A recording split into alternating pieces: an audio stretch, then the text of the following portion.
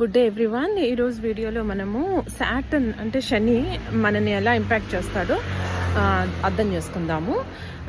Next వీడియోలో నేను Saturn దశను ఎలా హ్యాండిల్ చేయాలో చెప్తాను. So if you like this kind of videos please subscribe to my channel and like the video. Okay, coming to this, Shani ఎలా impact చేస్తాడో అర్థం చేసుకోవాలంటే మనకి శని యొక్క క్యారెక్టరిస్టిక్స్ అర్థం అవ్వాలి. శని ఎవరు అంటే కనుక శని యాక్చువల్లీ ధర్మరాజు టైప్, అంటే he delivers justice, right? And then is a old man. Shani పెద్దవాడు అనమాట, వయసులో పెద్దవాడు. అలాగే శనికి డిజబిలిటీ ఉంటుంది. సో ఈ represents some kind of disability బేసిక్గా లిమిట్ చేస్తుంది ఎవరి లైఫ్నైనా. So he also represents limitations and restrictions.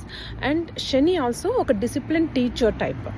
So and Shani కర్మని, కాలాన్ని రిప్రజెంట్ చేస్తాడనమాట. శని సూర్యపుత్రుడు. సో కర్మని, కాలాన్ని రిప్రజెంట్ చేస్తాడు. సో మోస్ట్ ఇంపార్టెంట్ గ్రహ శని యాక్చువల్లీ. సో బికాస్ జస్టిస్ కదా, అంటే అతను కామన్ పీపుల్కి వైపు ఉంటాడు శని, రైట్?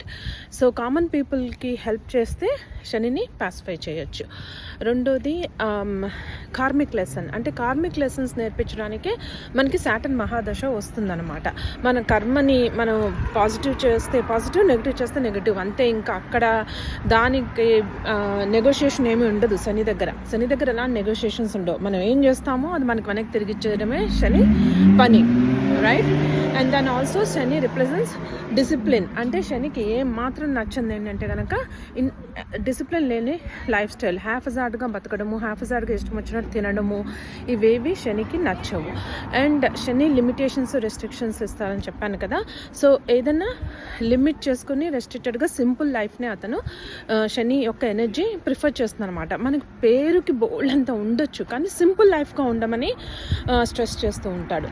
అలాగే శని ఓల్డ్ మ్యాన్ అన్నా కదా, ఓల్డ్ థింగ్స్ని రిప్రజెంట్ చేస్తాడు. సో సాటర్న్ దశ కానీ ఈ సాడేసాతి కానీ ఇలాంటివి చిన్న వయసులో వచ్చినప్పుడు యాక్చువల్లీ కష్టం వాళ్ళకి, బికాజ్ ఆ విజ్డమ్ ఉండదు.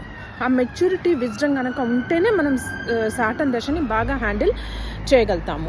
అలాగే శని డిజేబిలిటీస్ని రిప్రజెంట్ చేస్తాడు. సో మనము డిజేబుల్డ్ పీపుల్ని, స్పెషల్లీ ఏబుల్డ్ పీపుల్ని రెస్పెక్ట్ చేయాలి. వాళ్ళని తక్కువ చేసి మాట్లాడడము, లేకపోతే మన కాళ్ళ నుంచి ఏదో అనుకోవడం, వీటి వల్ల మనం బ్యాడ్ కర్మ అక్యుములేట్ చేసేస్తుంటాం. అది సాటర్న్ మహాదశలో, సాటర్న్ ట్రాన్సిట్లో అది మనకు తెలుస్తుంది అనమాట. So understand that Saturn represents justice, karma, discipline, time itself, disabilities and old things in life. Okay.